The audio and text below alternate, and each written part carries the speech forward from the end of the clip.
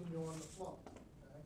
You go minor calyx, a bunch of minor calyces converge to a major calyx converge to the renal pelvis. The renal pelvis drains into the ureter. The ureter has smooth muscle content, it undergoes peristalsis, pushes it into the posterior lateral aspect of the bladder. The bladder is just a bag of muscle, it stores urine, it expands, and nociceptors become active. Oh, I've got to pee, and then you go to the restroom and you release your urine voluntarily, utilizing the external anal sphincter, which is skeletal muscle. Okay? So, starting at the microscopic level right here, I work my way through all of the major structures, even of the kidney. Okay, so all the major structures of the kidney have been met. Okay, except for two things. Okay, then that you can just basically study from the nephron out, and you'd be solid.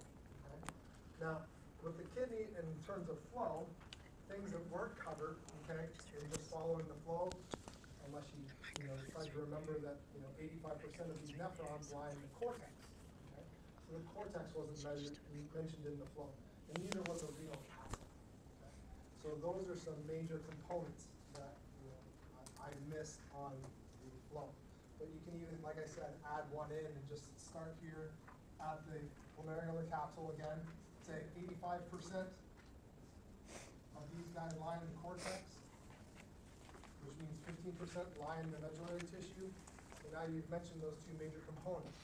So I have my glomerular capsule, proximal convoluted tubule, Epipendine, distal convoluted tubule, collecting duct, renal papilla, minor calyx, major calyx, renal pelvis, ureter, peristalsis, into the bladder, and release the urine voluntarily through the external urethral sphincter, through the urethra. Major structure.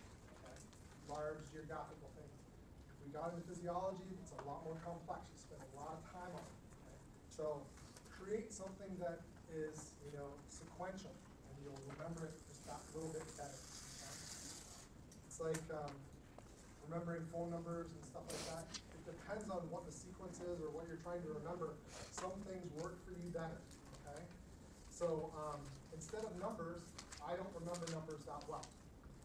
So, but I remember sports figures well because I'm a meathead.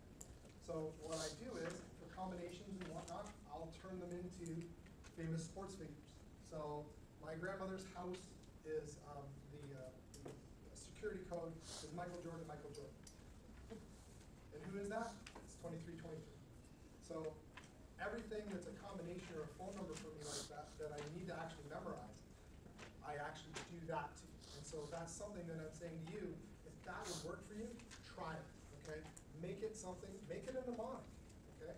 Do something that can, form a memory for you that's relevant. Make it funny, make it serious, make it your mom's birthday plus yada yada. I don't know. Figure something out that actually will stick to you that is better for you to remember, okay? And so that's why I always try and teach these things in flows, because people learn things better sequentially than if you're just saying, here, memorize this. And then just going, okay, I got to memorize this, and I got to memorize this. If you can put these things together in a sequence, then you'll be able to remember it a little bit better. Okay? So on the back of your test, draw this. Who cares? You're not hurting anything. You're not bothering anybody by doing it. It's just going to get recycled. So write as much stuff down and get it out of your head. Okay? And then you don't need to remember it when you come to that question. It's already written down. Okay? If you write it down, you're going to have a lot easier time remembering it. So that's why I always tell you before every test, write all of your mnemonics down. As soon as you get to the test, review them right before I walk around with the test, full of your stuff. You've reviewed them, and then you go through never let monkeys eat bananas. Okay? On old Olympus towering top, and then write this down, this flow. Do the heart flow. And spend the first 15, 20 minutes of the test doing that, get it all out of your system, and then answer the freaking questions, because that makes it a lot easier. Okay? Because now you're not remembering, you're not going through in your mind, you're not doing mental gymnastics, going, old Olympus towering top. You don't need to do that. You just go right here. The answer is C. Okay? So it works. I'm not telling you because I created it. Okay? It's something that was time management, and they do that for all the football players. Time management and test taking, has been taught to me formally. It's something that works. So don't think that I'm just popping off. This is something that other people will teach you, and it very well, okay? So something like that will definitely help you. Just a quick question. Do you have to know the ascending, descending? No, you don't need to. Oh yeah, and that reminds me, so since we're kind of starting out, or going through this, remember what the diagram is that I would show you, okay? So you don't need to know ascending and descending, that's fine. But what you will need to know, because we're continuing on here, remember we had the second flow with the kidney, okay? Blood in and blood out. So renal artery in, and then we said yada, yada, yada. So we had afferent arterial, okay, or andralen.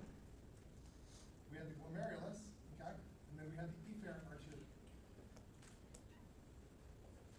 Okay, so blood in and blood out.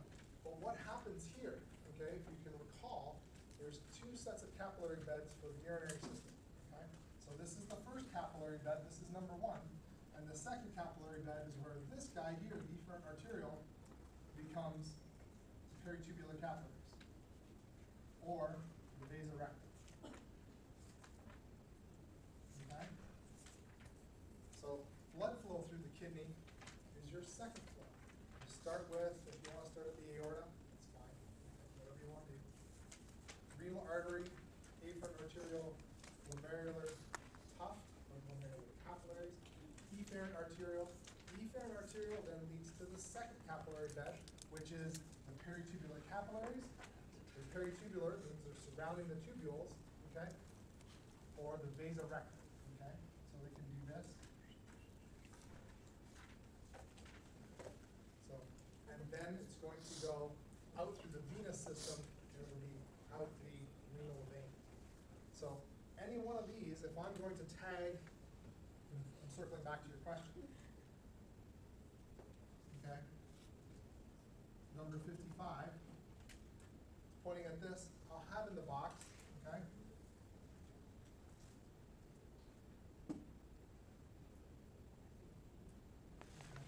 This item is yellow.